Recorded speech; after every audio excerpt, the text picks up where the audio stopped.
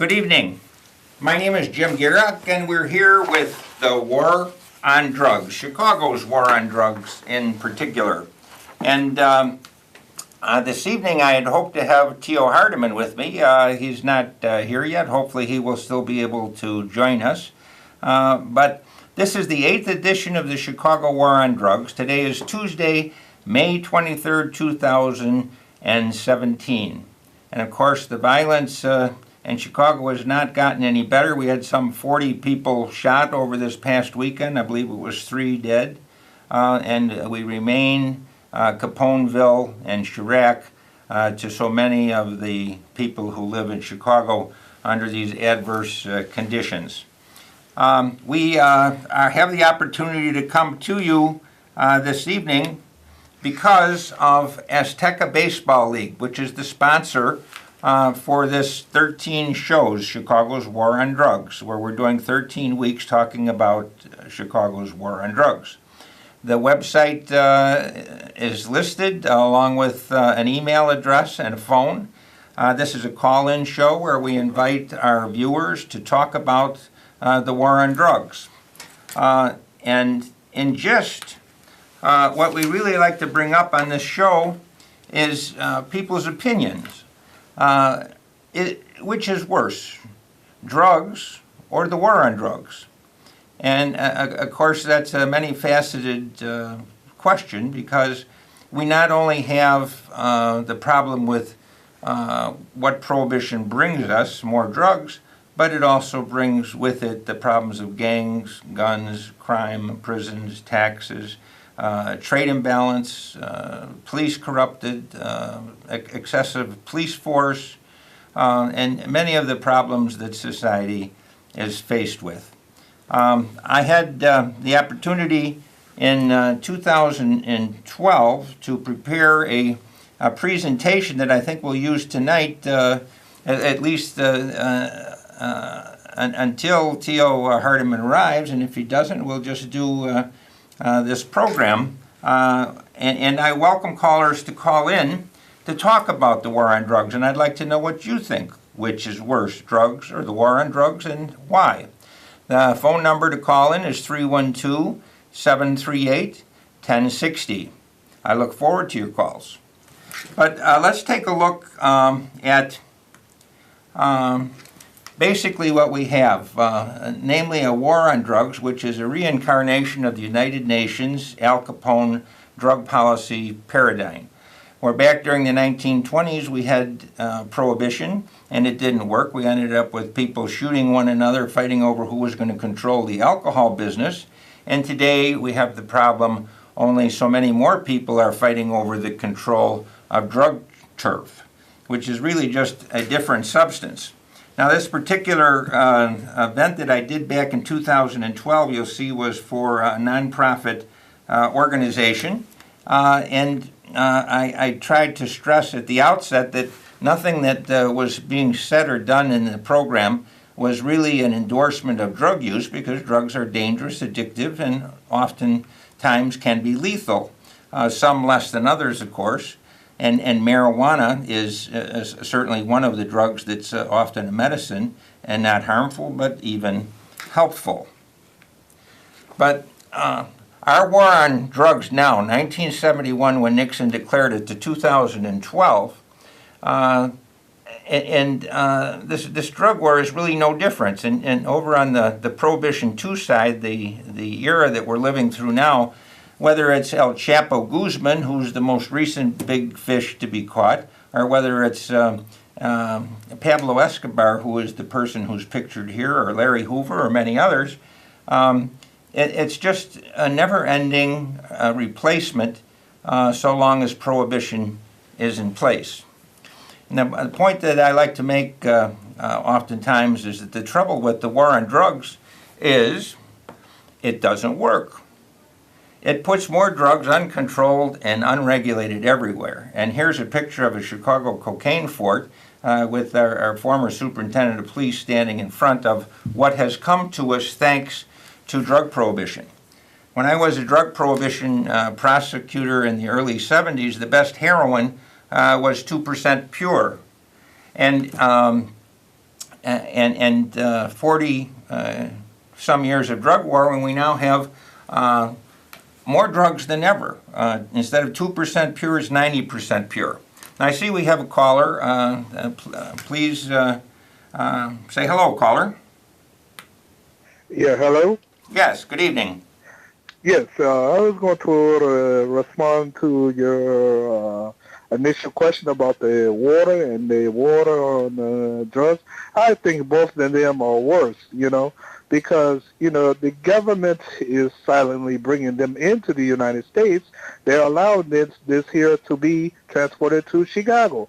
Nobody wants to talk about that, and they're not, putting enough jobs for these people. They are putting jobs here, but they're not putting high-paying jobs for these people not to sell drugs and stuff like that, and they say, oh, marijuana makes you smarter and all that stuff. No, it doesn't. You lose brain cells with those drugs.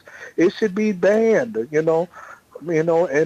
what is the police involvement with this stuff? It seems like it's getting worse. They're letting this stuff ride, because every time I get on the train, these people are selling loud packs and Reggie and all that stuff. It's getting worse, Okay. Well, if I can respond, caller, basically the problem is certainly getting worse. We have more drugs than we've ever had. And oftentimes I'll ask people the question, which is worse, drugs or the war on drugs? And the ones who respond by saying, well, I think drugs are worse, then I usually follow up by saying, well, if you hypothetically wanted to put more drugs everywhere, what's the best way to do it? And so they look at me quizzically, well, who would want to do that? I certainly don't, and most people don't want to. But the answer to the question, in my judgment and experience, is outlaw them.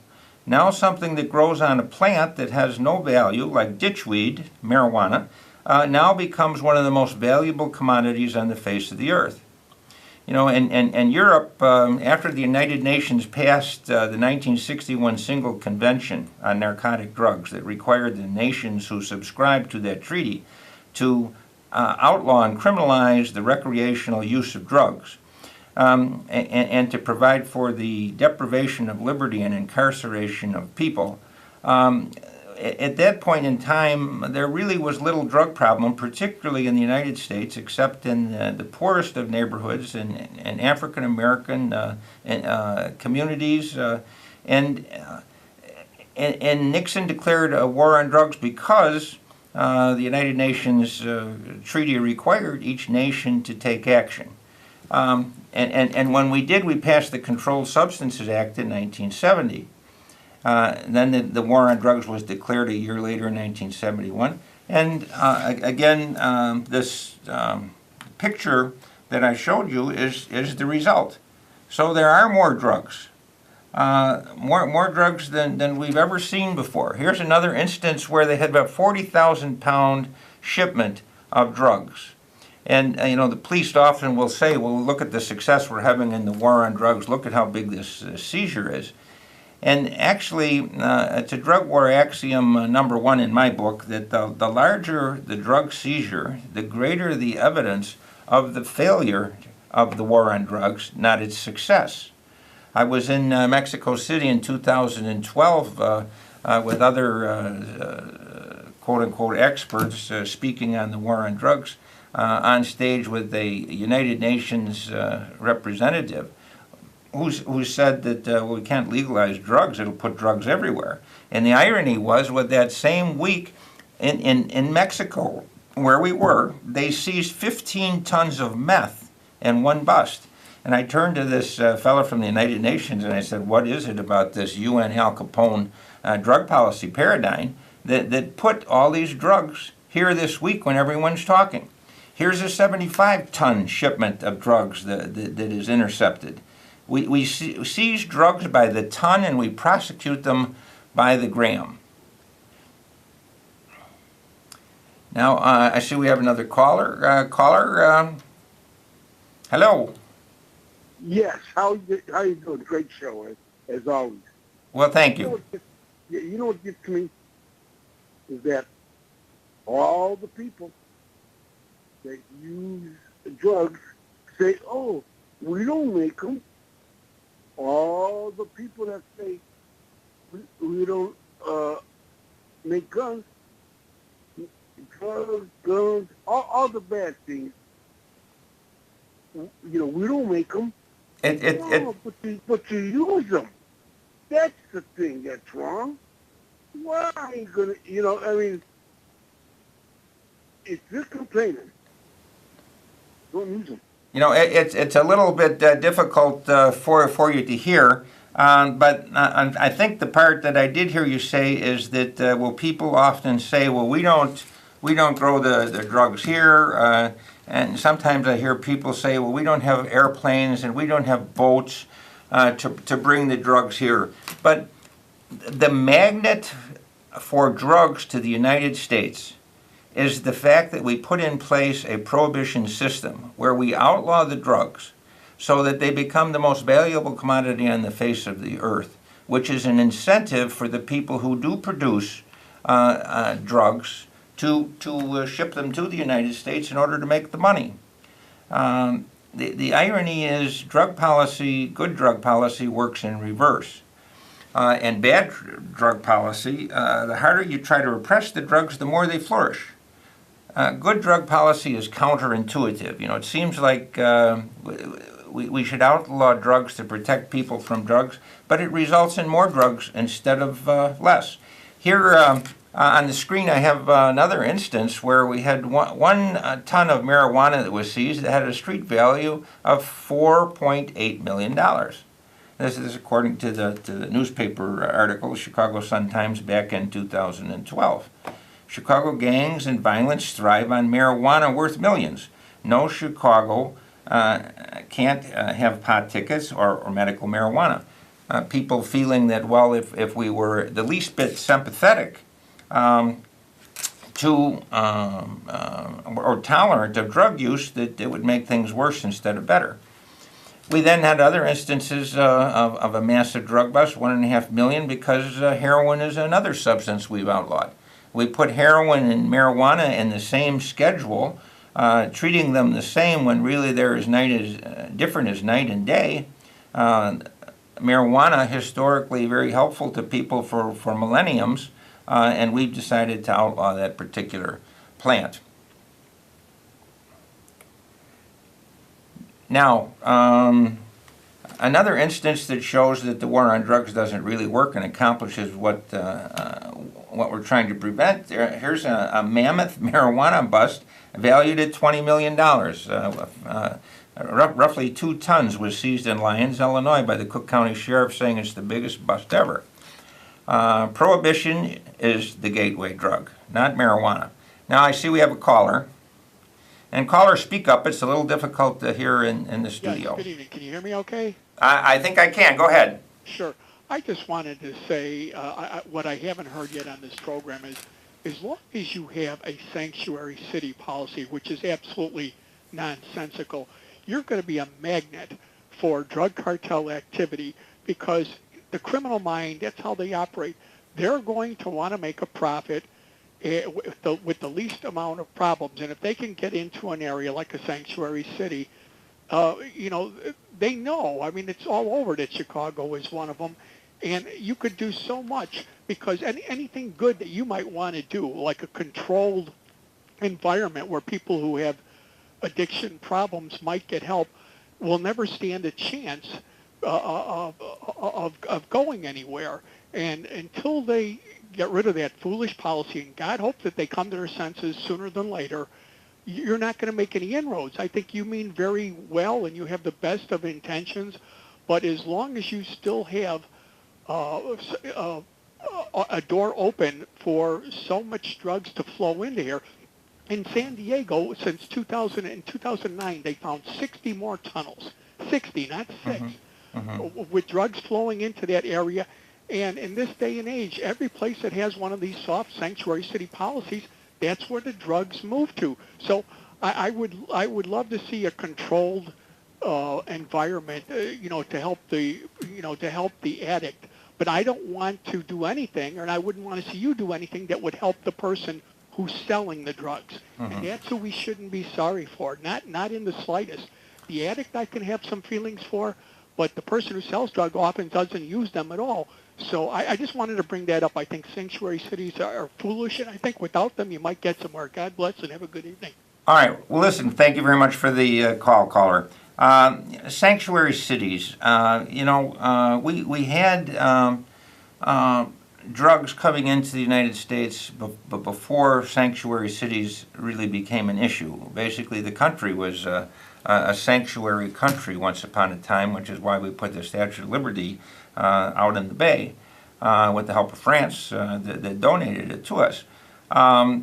It's true that we have some 50 tunnels. I think they were several, 3, 4, 5 tunnels a month that they covered down. They discover around Tijuana along the border, and it isn't just there, but it's the prisons. We can't keep drugs out of prisons because people are susceptible to corruption wherever they live. People, whatever their nationality, whatever their ethnicity, whatever geographic part of the world they come from, they have the same components. They're made up of a little bit of greed. They're made up of a little bit of goodness, a little bit of badness, and when we prohibit things, we tempt good people to do bad things. Not just the kids, not just immigrants.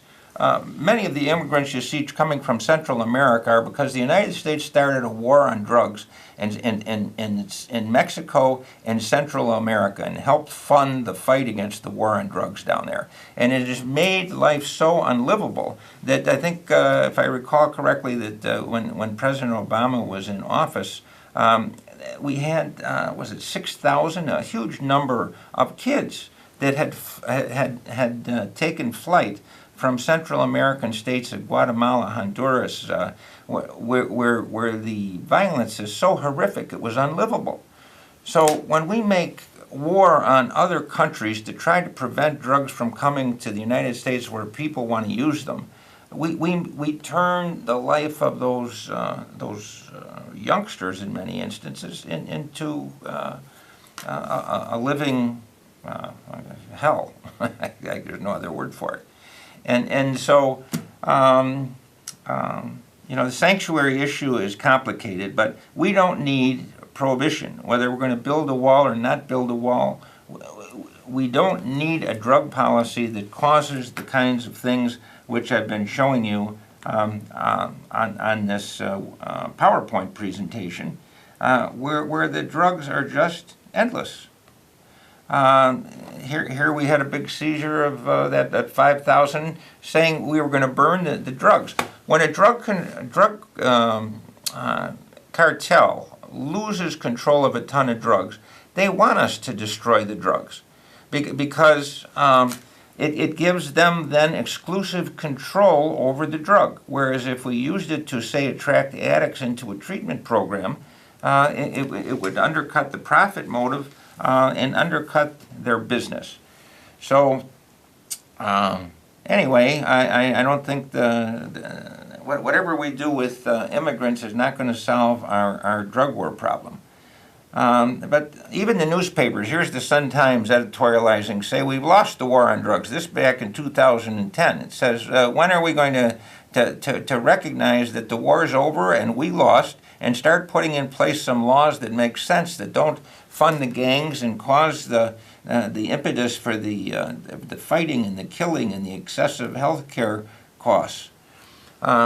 But this organization I used to speak for, LEAP, Law Enforcement Against Prohibition, says that the war on drugs puts more drugs everywhere, stronger, cheaper, contaminated drugs with no labels, uncontrolled, unregulated, and distributed by gangs in an unregulated fashion. And why doesn't the war on drugs work? Because it's the money, as we've been talking about. Here, a $7 billion addiction, according to the Sun-Times, is the value of the metropolitan drug business here in Chicago. And this was kind of a funny story, that $207 million, this Mexican drug dealer, that's more money than you can fit under their mattress. And we tried everything. Here is a list of failed drug war policies, from outlawing drugs to President Clinton saying we should hire 100,000 more policemen, to tough sentencing, to building prisons till it was the fastest growing housing in the United States during the 1990s. We put cameras in the public way to try and catch people from engaging in consensual behavior that we've decided to outlaw. We put anti-drug ads on TV. We've got drug dogs, radar balloons in the Caribbean. We certify what nations are cooperating. We try interdiction, eradication, crop substitution. We spend our money hand over foot in Plan Colombia and the Meridian Initiative. We've been talking about building a Mexican-American fence, which is largely already there, but extending it. The DARE programs, the kids who go through DARE have a higher rate of drug use than those who don't go through. We reward law enforcement with the money that's seized from drug dealers, so that they've got an incentive, instead of solving crime and protecting people, to find out who's voluntarily selling drugs. We denied Pell Grants, denied public housing, public benefits, prevented people from voting, and punishment for violating drug laws. It simply makes the problems worse. Well, as you can see, this was a longer power presentation than we're going to have time for. We're down to about the last several minutes, but basically, the thought I'd like to leave with you tonight is that the war on drugs makes most American crises worse. And here we've listed a great number of them. Many, well, really all of the ones listed are part of the collateral damage that comes from a war on drugs, which has really turned into a war on people. You know, the whole origin of this war on drugs, and I've been intending at some point to pull this out, and I guess tonight's tonight. But here is the treaty, which is the foundation for drug prohibition for the world. The Single Convention on Narcotic Drugs from 1961 is the reason that we have prohibition in Chicago, America, and the world, which has put more drugs uncontrolled and unregulated everywhere, that has criminalized roughly 150 to 350 million people worldwide, when we only have 10 million people that we have in jail worldwide, 10 million. And we have an estimated 350 million people using drugs for recreational purpose. So, in any event, I'm sorry that Theo Hardeman couldn't be here with us this evening, but it was good to be with you, my audience, and have a chance to talk frankly and candidly about the scars and harm that are caused by Chicago's war on drugs. I'm Jim Gierach. Thank you for being with Chicago's War on Drugs tonight. Thank you.